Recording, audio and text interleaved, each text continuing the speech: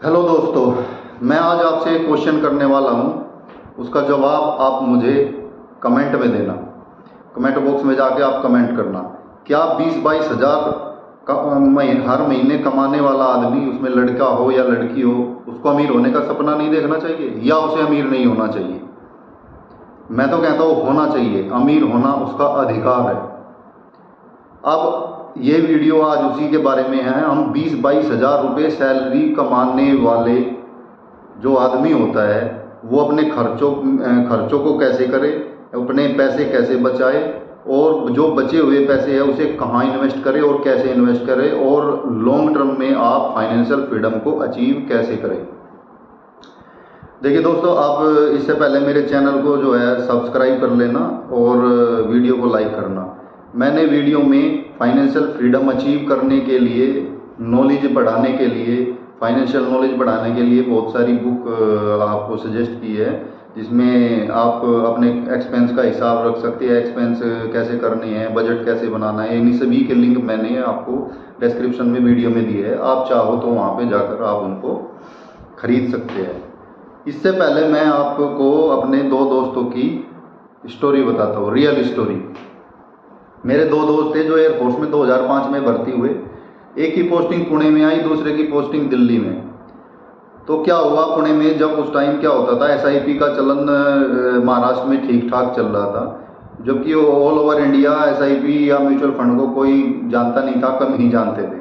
तो उस टाइम क्या होता था, सेमिनार करते थे म्यूचुअल फंड वाले अपने प्रमोट करने के लिए कि भैया आप एसआईपी करिए, आपको हर महीने इतने % रिटर्न मिलेगा और आप लॉन्ग टर्म में अच्छा पैसा बनाओगे। तो उसके जो पुणे वाला पोस्टिंग जिसकी थी पुणे में, उस दोस्त की, उसकी बात थोड़ी समझ में आ गई। उसने अपनी एसआईपी शुरू कर दी। और जो दूसरा दोस्त था, वो जो सरकारी पीएफ मिलता था उसे 7-8% के आसपास रिटर्न मिलता था, 6-7% जैसा जितना भी है, तो उसने उसमें अपने पैसे कटवाने शुरू कर दिए। अब हुआ क्या, वो दोस्त लगातार, जो पुणे वाला था जिसने एसआईपी शुरू करी थी, तो वो अपनी एसआईपी को उसने बीच में नहीं छोड़ा। 2008 की मंदी आई तब भी उसने एसआईपी को बीच में नहीं छोड़ा। और जो भी लमसम उसके पास पैसा आता था, जब मार्केट नीचे होता थोड़ा बहुत, वो भी उसमें और ज़्यादा इन्वेस्ट कर देता था। अब 20 साल बाद 2025 में वे दोनों रिटायर होकर अपने घर आए। अब जो दिल्ली वाला दोस्त था, उसके अकाउंट में उसके पीपीएफ का करीब 70 लाख रुपए था। 70 लाख पैसा उसके अकाउंट में था। और आप यकीन नहीं करोगे, जो पुणे वाला दोस्त एसआईपी कर रहा था और कभी कभी लमसम भी कर देता था जब मार्केट नीचे आता था, उसके अकाउंट में आपको पता है कितना पैसा था? उसके अकाउंट में आज के टाइम में उसके अकाउंट में 5 करोड़ रुपए थे। अब आप ये लगाइए कि कहाँ 70 लाख और कहाँ 5 करोड़ रुपए। आज उसे कुछ भी करने की जरूरत नहीं है। वो अपनी मर्जी से काम करता है, जो भी काम करता है अपनी मर्जी से घूमने जाता है, अपनी मर्जी से, उसका समय उसका है, उसका समय कोई और नहीं ले सकता। तो आज मैं आपको यही समझाने जा रहा हूँ कि आप 20-22 हज़ार की नौकरी करते हैं तो कोई बात नहीं है, या वही आपके ऊपर जिम्मेदारी, आप रेंट पर रहते हैं तो कोई दिक्कत नहीं है। मैं इसके लिए एक फाइनेंशियल प्लान आपके लिए लाया हूँ। देखिए, मैं आपको प्लान दे सकता हूँ, बाकी चलने का रास्ता मैं बता सकता हूँ, बाकी आपको रास्ते पे खुद चलना पड़ेगा।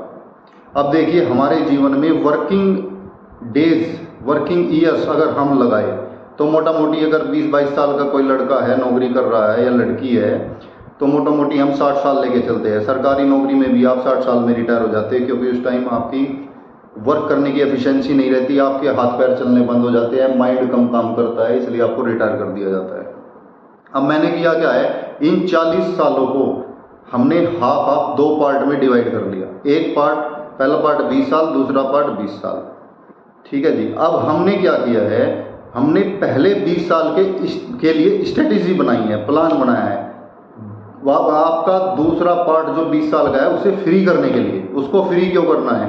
उसको फ्री इसलिए करना है क्योंकि 20 साल आप मेहनत करोगे, पैसा कमाओगे, पैसा सेव करोगे, पैसा बचाओगे और पैसा इन्वेस्ट करोगे। क्यों करोगे? उस 20 साल का समय जो आप दूसरे को दे रहे हो, या दूसरी कंपनी को दे रहे हो, या गवर्नमेंट को भी दे रहे हो, उस समय को वापस अपने पास लाने के लिए, उस समय को वापस उनसे छीन कर अपने पास लाने के, उस 20 साल के उस समय को आपको अपने पास लाना क्यों है? आप लाइफ का एंजॉय कर सको। आपके हाथ पैर 40, 42, 43 साल की उम्र में आप यंग रहते हो बिल्कुल, तो आपका कुछ नहीं बिगड़ेगा। आप घूम भी आसानी से सकोगे, आपके हाथ पैर नहीं दुखेंगे, पहाड़ पर आसानी से चढ़ जाओगे, ट्रैवल आसानी से कर लोगे, पैदल आराम से चल लोगे, कोई प्रॉब्लम नहीं, यंग रहोगे। अगले भी अब 40 से 60 तक आप एक फ्री ज़िंदगी जियोगे। किस बूते पर?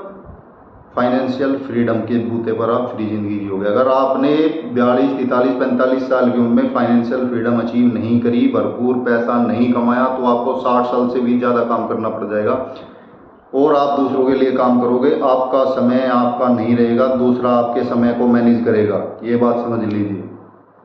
और आपकी ज़िंदगी ख़त्म।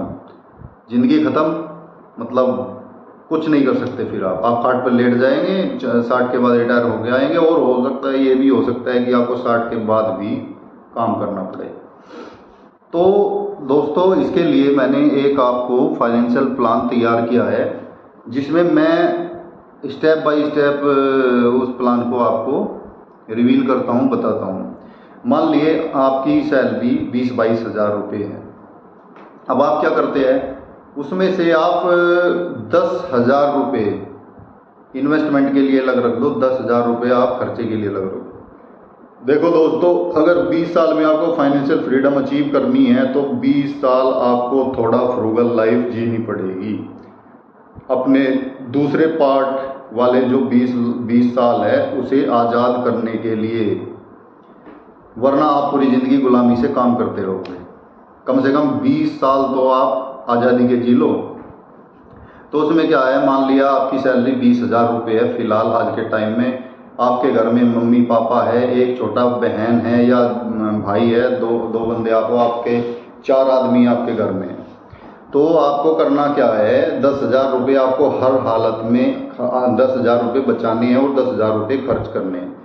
खर्च करने का हिसाब मैं आपको बता देता हूँ। जैसे रेंट हो गया घर का, आप 4,000 रुपये रेंट में लगा दोगे। आप कोशिश ये करना कि ज़्यादा हाई क्लास सोसाइटी में आप ना रहे। एक कमरा लेके आप मीडियम दर्जे की सोसाइटी में रह ले, जिसमें लैट्रीन बाथरूम वगैरह हो और एक कमरा हो, बड़ा सा कमरा हो, उसमें आप रह सकते हैं। एडजस्ट हो जाएगा बड़े कमरे, कोई दिक्कत नहीं है। तो 4,000 रुपये आपका रेंट हो गया। घर का राशन आपका 2,000 हो गया, नंबर 2। नंबर 3, बिजली का बिल आपको 700 रुपये के आसपास हो जाएगा।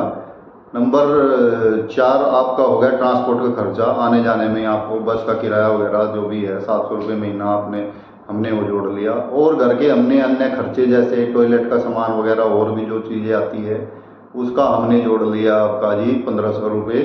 और जो आपके फ़ोन के बिल वगैरह हो गए उसमें हमने 300 रुपये आपके जोड़ लिए। और बाकी मिसलेनियस खर्चों के लिए भी आपके पास 1,500 रुपये फिर भी बच जाएंगे। आपका 10,000 रुपये का बजट ये तैयार है। अब आपके पास बच गए 10,000 रुपये। अब इन 10,000 रुपयों को आपको इन्वेस्टमेंट में 3 पार्ट में डिवाइड करना है। नंबर 1 पार्ट आपका आएगा हेल्थ इंश्योरेंस। आपको हेल्थ इंश्योरेंस लेना है, इसमें 2,000 रुपये का। 2,000 रुपये हर महीने आपके कट जाएंगे और जब भी आपको इमरजेंसी आएगी हेल्थ की, और उसमें आप अपना इलाज करवा लोगे। नंबर 2, गवर्नमेंट की जो स्कीम है आयुष्मान कार्ड आपको जो बनवाना है, आयुष्मान करके जो स्कीम आई है हेल्थ की, वो भी आपको, उसका भी कार्ड आपको बनवा लेना है। नंबर 3, सरकारी हॉस्पिटल की भी सुविधा आपको बीच बीच में लेनी है। अगर छोटी मोटी बीमारियां हो गई जैसे खांसी जुकाम बुखार वगैरह, थोड़ी बहुत इमरजेंसी भी क्रिटिकल हो, एक तो क्रिटिकल होती है, थोड़ी बहुत काम चल जाता है, तो वो इमरजेंसी आपको उसमें भी हॉस्पिटल का, सरकारी हॉस्पिटल का सहारा आपको जरूर लेना। तो आपको मेडिकल के लिए मैंने आपको 3 पार्ट बता दिए, आप मेडिकल क्लियर हो जाएगा आपका उसमें बिल्कुल। नंबर 2, आपको इमरजेंसी फंड बनाना है। इमरजेंसी फंड के लिए आपको ये करीब ये लगा लो आप 2-3 हज़ार रुपये महीना आपको इमरजेंसी फंड में ही डालने पड़ेंगे।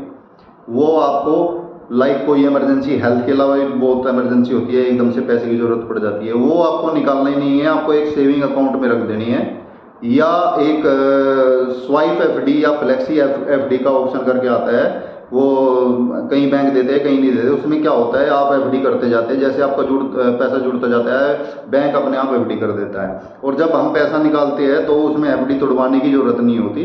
जितना पैसा बैंक के अकाउंट में आपके पास होता है उसकी एफडी के रेट आपको बैंक देता रहता है। एक्सिस बैंक में तो ये उपलब्ध है, बाकी आप देख लेना कौन से बैंक में है।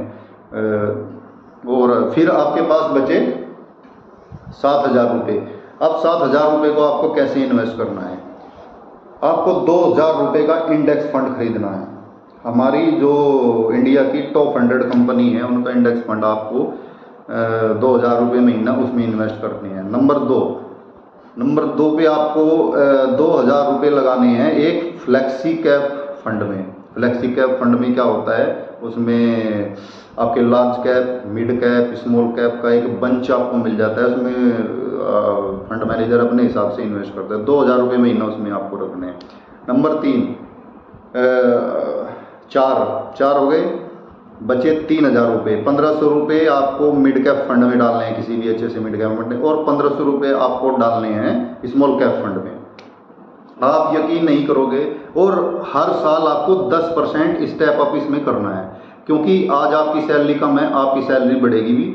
शादी थोड़ा लेट करा लेना, कोई बात नहीं, 20-22 साल के आप है, 30 साल आप शादी आज जो मिनिमम एज है 30 साल तक चली गई है, आपको सब कुछ पता है। 10 साल तक आपको अपना पैसा मैनेज करना है और खर्चे इतने नहीं बढ़ाने हैं, और आप आदमी भी कम रहेंगे। शादी हो जाएगी तो फिर बीवी आ जाएगी, 1-2 बच्चा हो जाएगा तो फिर उनका खर्चा आपका बढ़न पड़ जाएगा। तो 10 साल बाद आप देख लेना, 10 के बाद आपको शादी करानी है।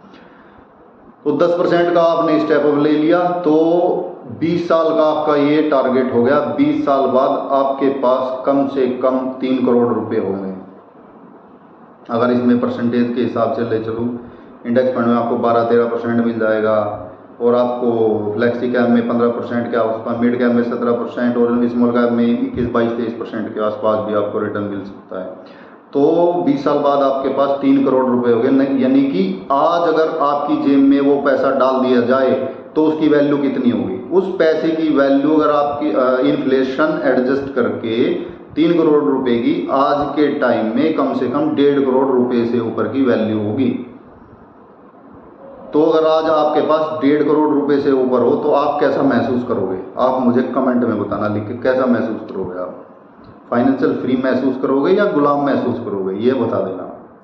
तो क्या होगा, 40-42 साल में आपको इतना पैसा मिल जाएगा, और आपके अंदर की जो फीलिंग है वो अलग ही होगी।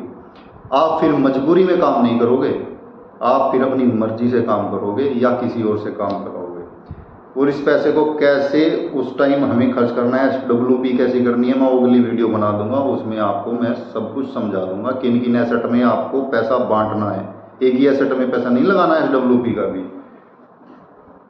तो दोस्तों, अगर आपको फाइनेंशियल फ्रीडम अचीव करनी है तो आपको अपनी लाइफ को वर्किंग लाइफ 40 साल होती है, उस वर्किंग लाइफ को आपको आधा कर लेना है, 2 पार्ट में डिवाइड कर देना। एक पार्ट में पूरी मेहनत करनी है, बचत करनी है, इन्वेस्ट करना है, और दूसरे पार्ट में उस पैसे के आपको आनंद लेना है, मजे लेने हैं।